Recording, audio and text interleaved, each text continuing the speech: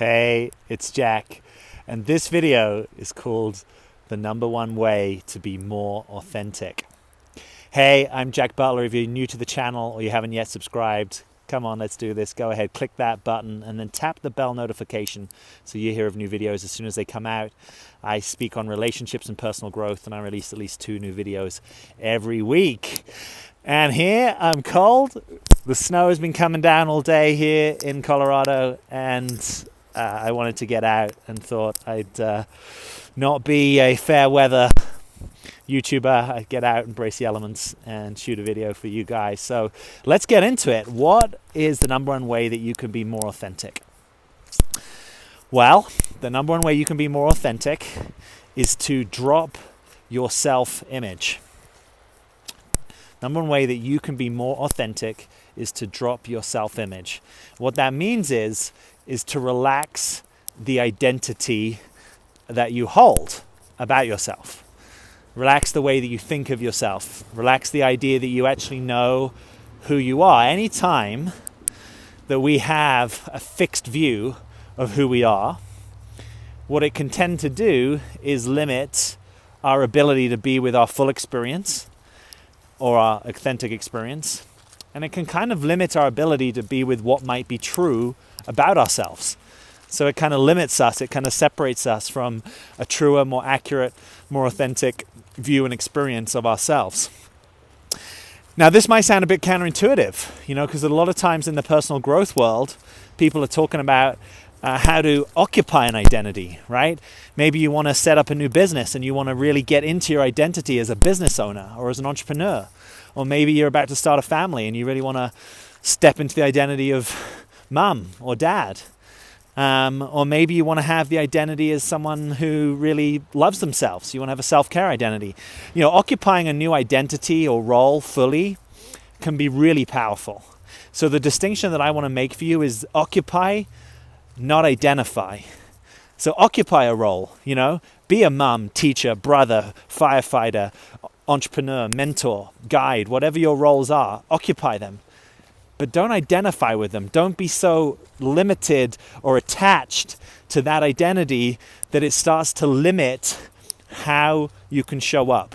If you're attached to always being a great mother, you might find that there are times when you actually need to put that down and take care of yourself, right? Or if I only know myself and get over-identified as an entrepreneur or a successful entrepreneur, at times I'm probably going to overwork because I'm so identified and attached to that image, when really what life is calling me to is to rest or relax or just chill out a bit, right? Can you start to see how we tend to want to align with our identities, right? So when we shift our identity consciously, it can be really powerful because it can shift a whole set of behaviors that we align behind it.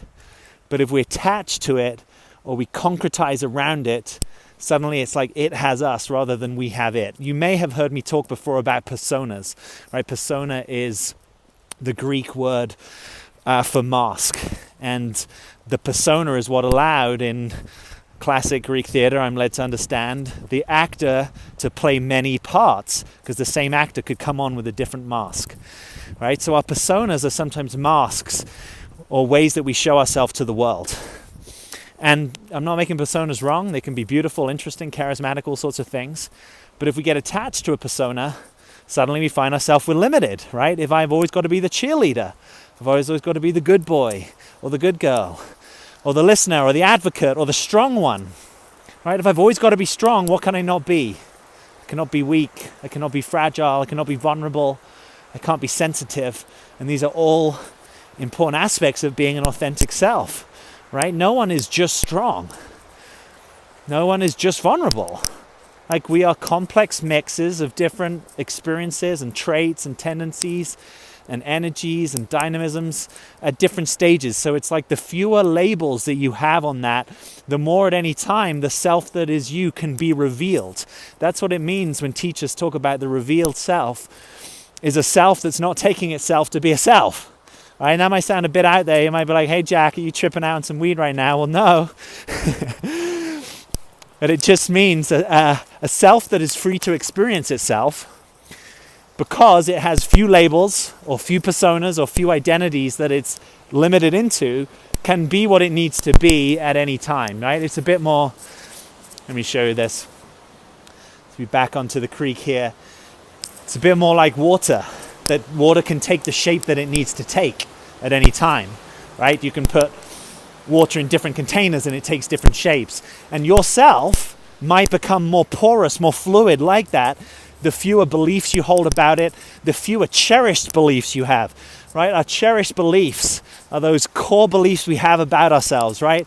Like I'm a good person, or I'm a giver, or I'm optimistic, or I'm kind, or I'm generous, or I'm sociable, I'm lively, I'm playful. And of course, all those things are probably true, but they're probably not only true, right? And what that means is, if you go around in the world thinking I'm a sociable person, and actually tonight you're really tired and you need to stay in, and your friend calls you up and says, hey, there's a party, or hey, we're getting together, if you identify as I'm a sociable person, then it's really hard to say no, because you've got to live in alignment with that identity. Right? It's almost like your integrity is to live in alignment with that identity. And so we're saying, well, what would it take if you relaxed that identity? What if in any moment you could be any octave of the piano, right? I used to play piano and still play a little bit of piano. And one of the great things about the piano is it has 8 octaves, right? And if you're stuck just playing in one octave, you get less rich music. Could it be true that you're stuck sometimes in one octave because you have an identity or a self-image that says, I'm this kind of person? You know, I'm tragically misunderstood. No one understands me. And so it's really hard when people actually maybe do understand you, or understand some of you, or understand you in certain ways. You might push it away because you've got this core identity going on that I'm a misunderstood person. I'm the misunderstood one. No one really gets me. And you started to form an identity around that. So now you're filtering life through that identity. It becomes part of your core experience. I'm kind of getting frozen here. You start to solidify around this idea, you know, or if you're really attached to being the smart one, you know, maybe in your family you were the smart one. And so you kind of always feel like you've got to be smart, and you've always got to come up with solutions, and you've always got to be showing yourself to be intelligent. And maybe it's hard for you to be emotional, or maybe it's hard for you to be like, I don't know. I don't have an answer. Can you see how this kind of authenticity can lead to more freedom, more ability to be yourself, more ability to relax? Because it's kind of like you don't have to be a set thing. You don't have to be just strong, or just intelligent, or just misunderstood. You can be all in each of them and none of them at times, right? So the fastest path to authenticity is to relax that self-concept.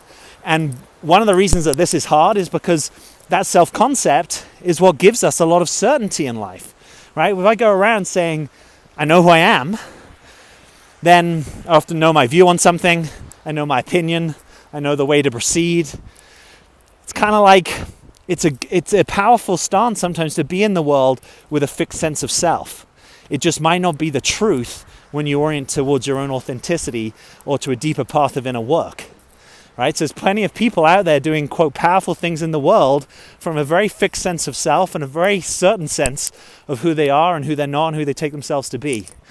It might just be that if you and I are on a path of inner work, we're in a different trajectory, because that inner work is all about metabolizing more truth, more realness, more authenticity, and more ability to be ourselves.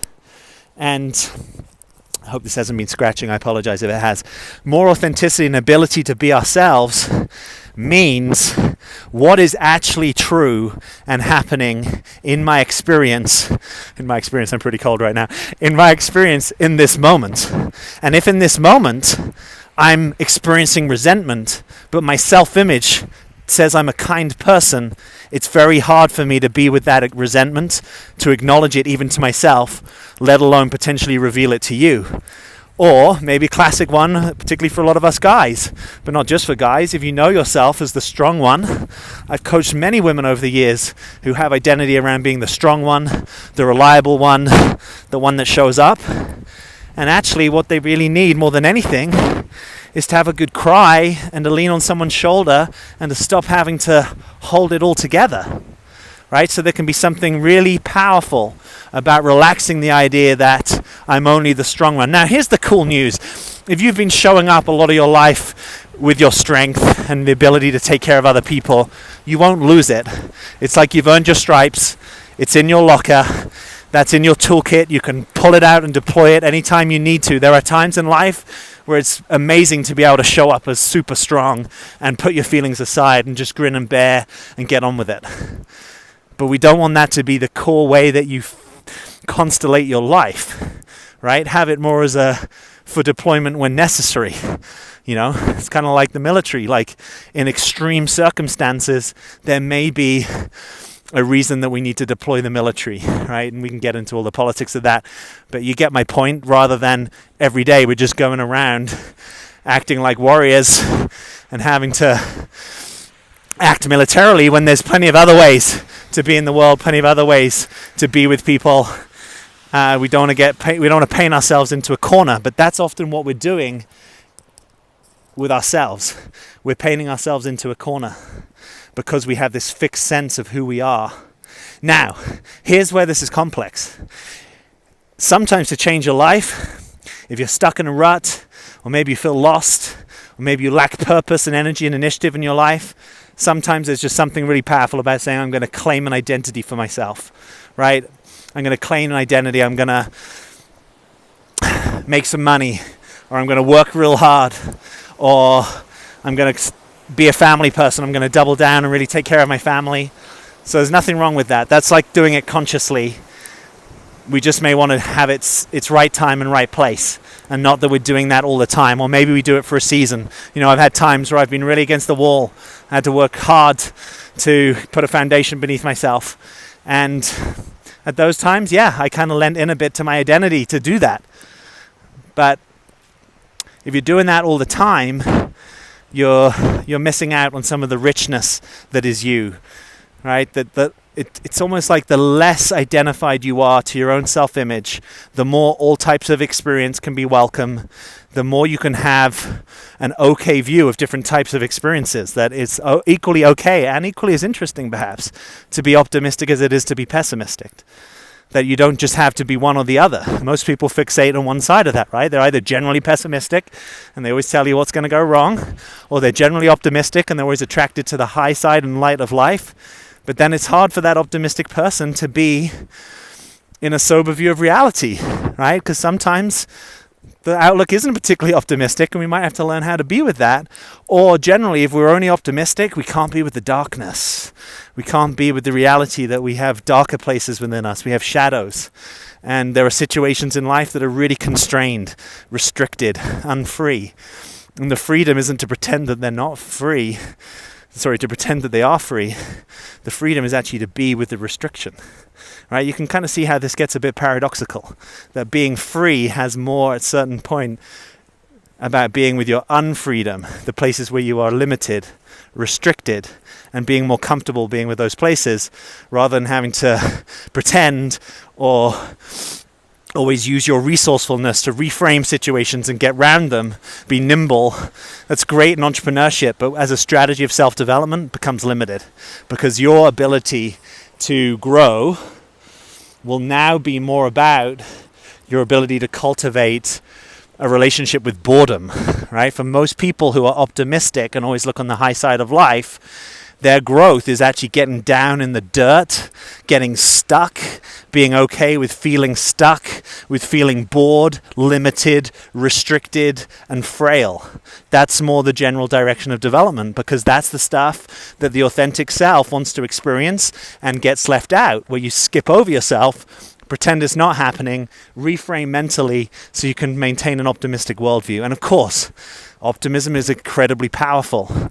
But what's also powerful is being okay with the places that you don't feel optimistic, or being okay with the fact that being a human being is sometimes incredibly limited, right? That we all have dreams and desires that we may not be able to actualize. We all have difficult experiences. We all have dark days. We all have shadows. We all have frailties. We're going to die someday. It's like there's a lot that's restricted about this experience. And the more you're in touch with that, the more you actually get to be more yourself, right? Which is the entire point of this video, that the more you get to be yourself, you're sort of unbounded in the types of experiences that you can have for yourself. The more okayness and permission you give yourself to be happy and sad, optimistic and pessimistic, cautious and impulsive, that all of it's welcome. Every octave of the piano you're willing to play when it comes to you. It's a bit like your life becomes more of a movie unto yourself. That it's like you're more curious about how things show up in your life. You're not trying to make them be a certain way all the time. You're more willing to see it revealed. You're more willing to notice, today I'm not in a great mood. Maybe I'm going to shift my mood. Maybe I need to for what I'm about to do.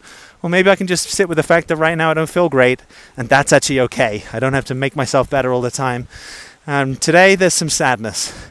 I don't need to identify it. I don't need to create a new identity that I'm so sad and it's always sadness and this always happens to me.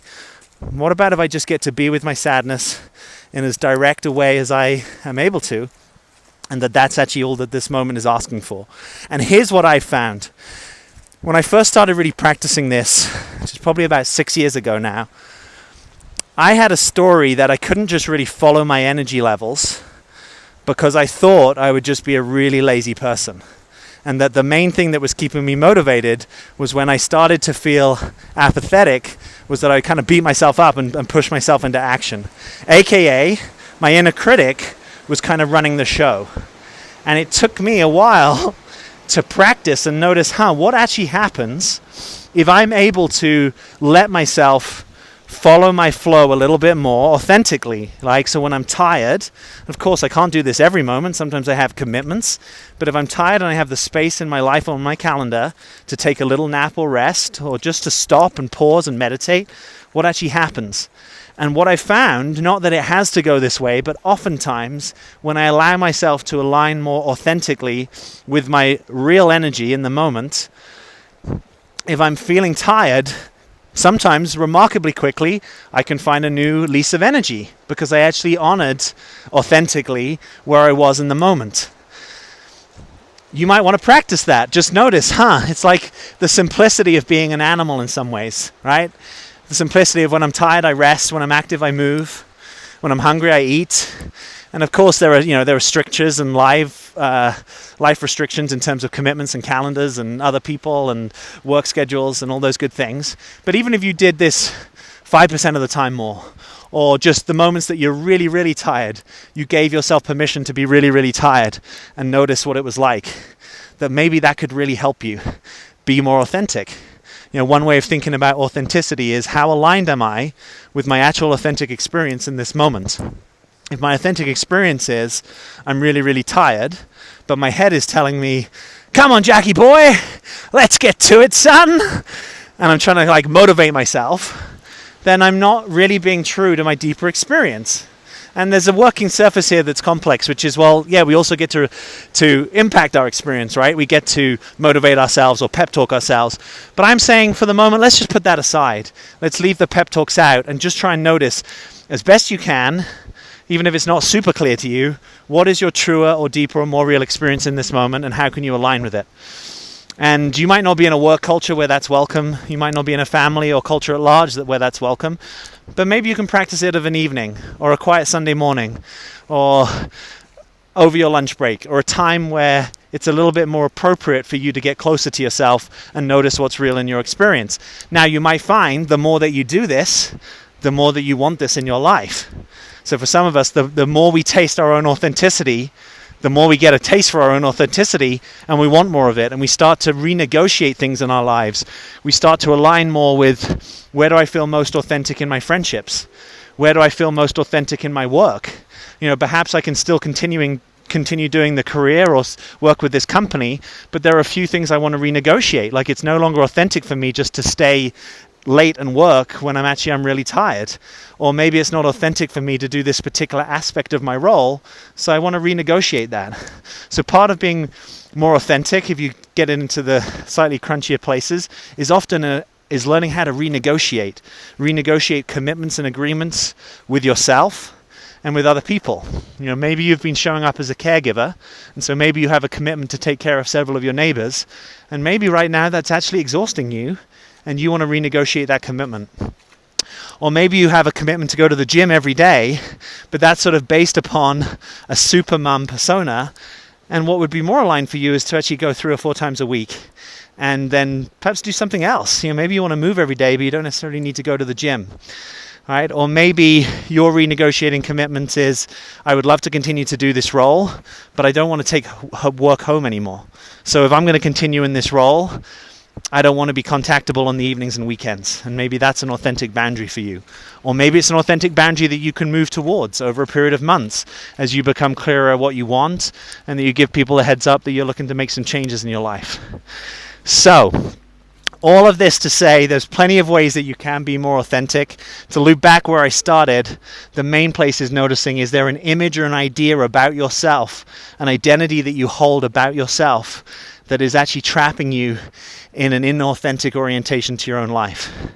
And that if you could relax that identity, and if you could grow authentic hair like this covered in frost, if you could relax that identity, that it would give you more freedom to be yourself. And that identity, anytime you constellate around an idea of who you are, you might be limiting who you really are. That there's a sort of, there's a freedom and unknowingness at the core of the authentic self, which is that you actually get more curious about who you are moment to moment, and less curious about a story of who you are. More curious about, how is this movie of my life unfolding? It's almost like every scene of the movie is now interesting. Not just the denouement, not just that we get to the end of the movie. You wouldn't think you'd had a good movie if you just read about it on Wikipedia. You actually want to get into the movie. And the movie of your life is that moment to moment you might be changing, evolving. You might be the same, you might be different. And you start to create more space and freedom for exactly that. So if this has been of interest to you, I really want to encourage you to download my free guide. It's called the Real Freedom Guide. And it takes this stuff to a different level. If you've liked this video, you'll like the guide. I'll put it as the first link below this video. Just click that link. It will get delivered to your email. It'll also mean that then you're on my email list. So you'll hear of events, retreats, live streams, anything that I'm up to as early as possible. So just click that link. And also hit like if you've liked this video. If you've liked that I've kind of lost use of this hand and the one that's holding the camera and doing this video, that's my pain. And I look forward to being with you guys soon. So as always, I'm Jack. Thanks for being here.